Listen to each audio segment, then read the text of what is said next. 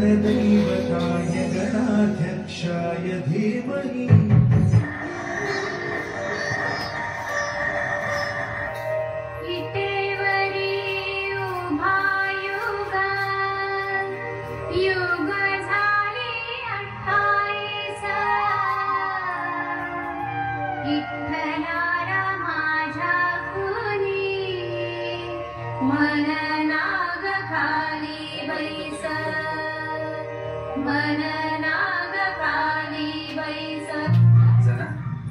थांबलीस का?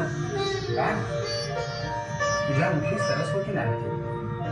तुझे काव्य आजारावर होईल नाही रे बाबा, देवा तुला बघून सुचतं ना तेच गाते. तूच माझा भाव, शब्द माझे बोलले ना तरी राहत नाही. मुखी एका तोही बनून मी तरी काय करू? जतन कर. तुझी ही अभंगवाणी इतरांना कळाली पाहिजे. मला कुठून जमायला. यापुढे तुझे अभंग मी लिहून ठेवत जाईल. जना, मी भावभक्तीचा बुकेला देवा, आता मंदिरात परतण्याची वेळ झाली. पहाट होईल आता. लोक काकड आरतीला येतील. एवढा एक घाणा झाला की जाईनच.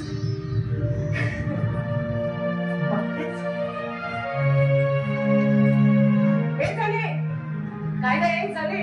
कुणाशी बोलत बसली होतीस? कोण होतं इथे? अगं आई, कुणी नाही. कुणी नाही कसं? इथे कुणी नाही बसलं होतं.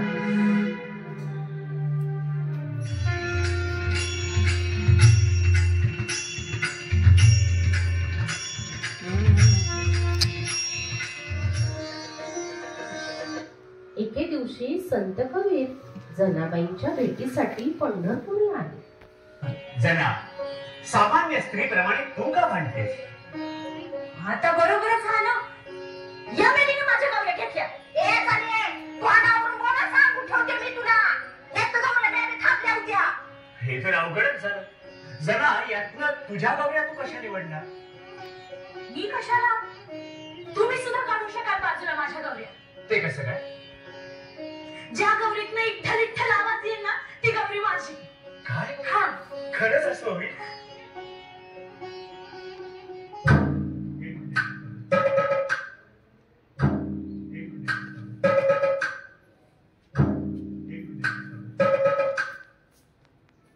विठ्ठल विठ्ठल विठ्ठल. चला चला, तुझा अधिकार मोठा. तुझ्या हाताचा स्पर्श झालेली निर्जीव वस्तू बोलते. तिच्यात ईश्वरी अंश सामा चढव.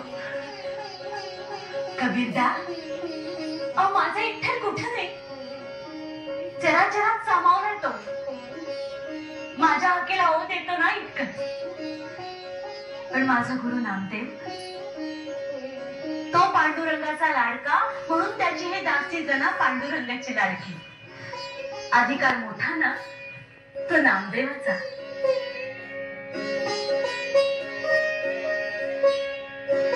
संत शिरोमणी नामदेव महाराज एके दिवशी वडील बाजार करण्यासाठी बाहेरगावी गेले.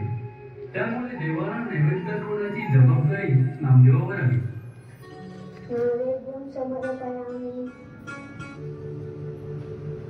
विठ्ठला पांडुरंगा, आज काय तुझा उपास आहे का? पांडुरंगा, गंमत पुढे झाली. आता जेवतोस की नाही? नाहीतर इथेच डोकं आपटून घे.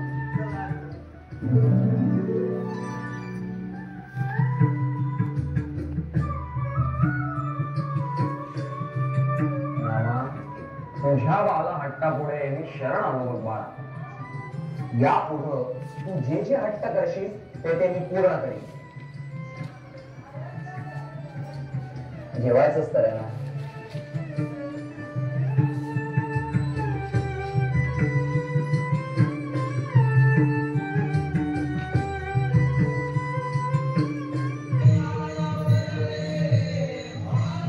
एकदा नामदेव महाराज ओंढ्या नागनाथाच्या मंदिरासमोर कीर्तन करत होते.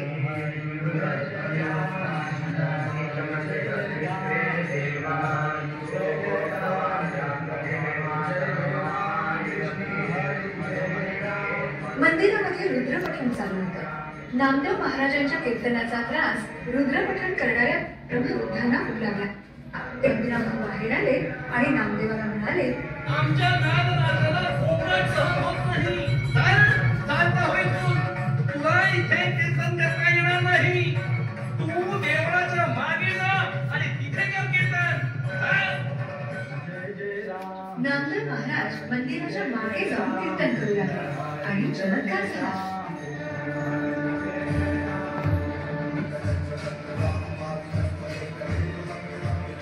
औंढे या नागनाथाचे मंदिर आपणहून फिरले. मंदिराचे पूर्वेकडील द्वार पश्चिमेकडे झाले. आपल्या मंत्रपठणापेक्षा भगवान श्री शंकराला नामदेव महाराजांचे कीर्तन जास्त आवडले. हे ब्राह्मणांना पटल्यामुळे ते त्यांच्या चरणी नम्र झाले. नामदेव महाराजांनी सर्व कुटुंबासहित श्री पांडुरंगाच्या पूर्वद्वारी संजीवन समाधी घेतली. म्हणून या द्वाराला नामदेव द्वार असं म्हणतात. पंढरपूरला श्री विठ्ठल दर्शन घेण्यापूर्वी नामदेव पायरीचे दर्शन घेण्याची प्रथा आहे. ही पौराणिक कथा आहे भक्त आणि भगवंताची, भक्तीच्या शक्तीची, मातृपितृदेवभूमीच्या महात्म्याची, भक्त पुंडलिक आणि विठोबाची. भक्त पुंडलिक आपल्या माता पित्याच्या सेवेत करत होता. त्याचे माता पिता त्याच्या मांडीवर डोकं घेऊन प्रगाढ बोलत होते. तेव्हा अचानक एक भुंगा पुंडलिकाच्या अवतीभोवती फिरू लागला.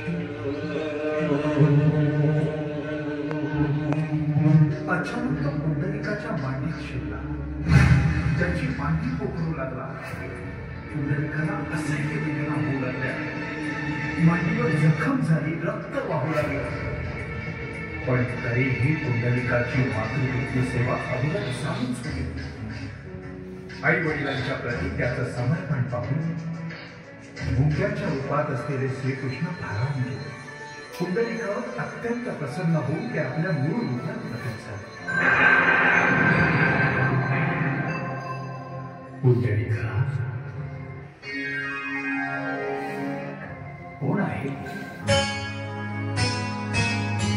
समस्त ब्रह्मांड ज्याच्या दर्शनासाठी आतुर असतं तो मी श्रीकृष्ण. पुंडलिका, तुझ्या मातृपितृप्रेमामुळे आणि तू केलेल्या त्यांच्या सेवेमुळे तुझ्यावर प्रसन्न होऊन तुला दर्शन देण्यासाठी मी इथे आलो आहे. देवा, आपण माझ्या दारी आलात हे माझं परम भाग्य. पण मी माझी मातृसेवा झाल्याशिवाय येथून उठू शकत नाही. पण पळभर थांबा. या गरीबाच्या घरात आपल्याला देण्यासाठी योग्य असं आसन नाही. देवा, हे पंढरपूर तीर्थक्षेत्र चंद्रभागेने पावन केले. येथे जलशुद्धी मिळते. त्या तीरावर हे स्थान पावन क्षेत्र म्हणून ओळखलं जावं. देवा, या भक्ताचा आपल्या चरणी एक मागणं आहे. वीर म्हणजे ज्ञान, ठोबा म्हणजे आकार, हेच रूप मला दिसून. तसंच ज्ञानरूपी विठोबाचा अवतार तू घे. युगानुयुगे तुझ्या भक्तांना हेच रूप दिसून दे. तुझं सावळं रूप सगळ्यांना दिसून दे देवा, सगळ्यांना दिसून दे. या विटेचं आसन करून आपण याच्यावर उभं राहू. गत जन्मीचा राजा मुचकुंद तू. या जन्मी तुला दर्शन देण्याचं मी वचन दिलं होतं. कुकुट स्वामींच्या नंतर माता पित्याची सेवा करणारा तू थोर तपस्वी होणार आहेस. कोणत्याही साधनेपेक्षा ही सेवा अधिक थोर आणि पवित्र आहे. माझं नाव घेण्याआधी फक्त तुझं नाव घेते. कारण विठ्ठलाला जन्म देणारा तू माझा भक्तरूपी पिताच आहेस. पुढील 28 युगे माझ्या सर्व भक्तांना मी अखंड दर्शन देत उभा राहील.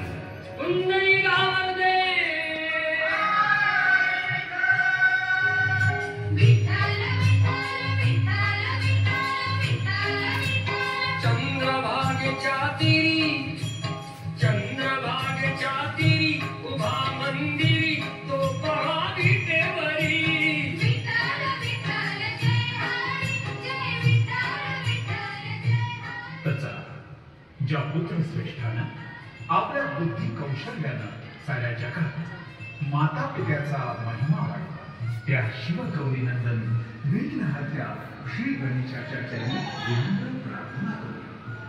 हे गणनायक, सिद्धिविनायक, पार्वती नंदन गजानन, वरदहस्त असो सर्व मस्तकी, सद्बुद्धी मिळो सर्वांना.